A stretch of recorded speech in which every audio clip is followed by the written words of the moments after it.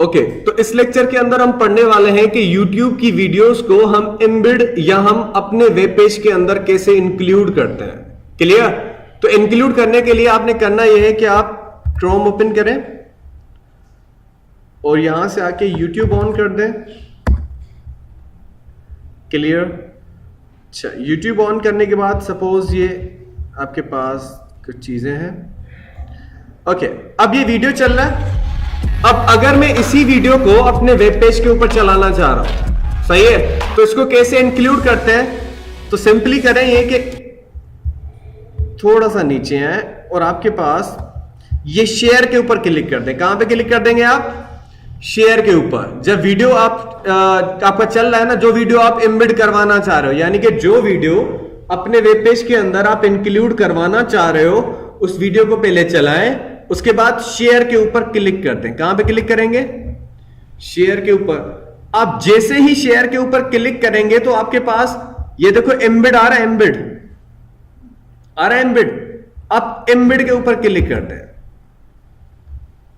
अच्छा जी, अब जैसे ही आपने एम्बेड के ऊपर क्लिक किया तो आपके पास ये एक लिंक प्रोवाइड कर देगा। ये देखें, आई फ्रेम के अंदर। किसके अंदर? आई फ्रेम के अंदर। मैं आई फ्रेम भी पढ़ाने वाला हूं आगे चल के, सही है? ओके, तो आई फ्रेम की ये पूरी लिंक आपको कॉपी करनी है और इसको बताना है कि वीडियो वहां पे जब चले तो कहां से स्टार्ट हो। ये देखो नीचे स्टार्ट शो रहा है, सही है? अगर आपका वीडियो है 4 मिनट का, आप चाहते हो कि वहां पे चले ही 1 मिनट के बाद, 1 मिनट के बाद स्टार्ट हो, तो यहां पे आके स्टार्टिंग टाइम इसको बता दें।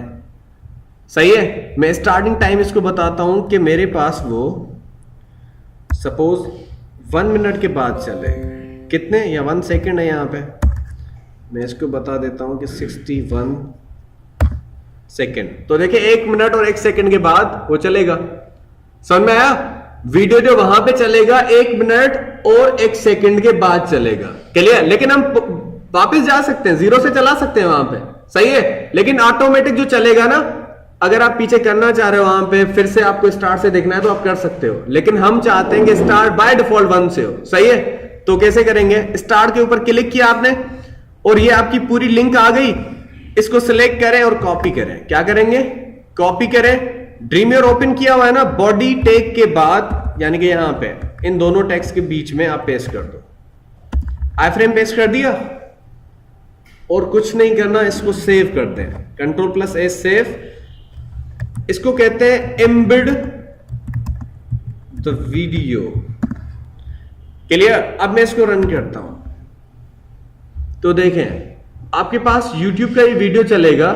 अब यहां से, अच्छा, ये तब ही चलेगा जब इंटरनेट होगा। ऐसा नहीं है कि विदाउट इंटरनेट चलाने वाले आप, सही है?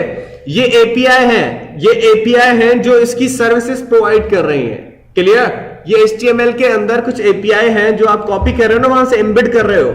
ये एपीआई क्या करती है? एपीआई पढ़ा है क्या होती है? एपीआई वो होती है application programming interface. API, application programming interface. ये एपीआई ऐसे होती हैं जैसे घर के अंदर अम्मी। क्यों?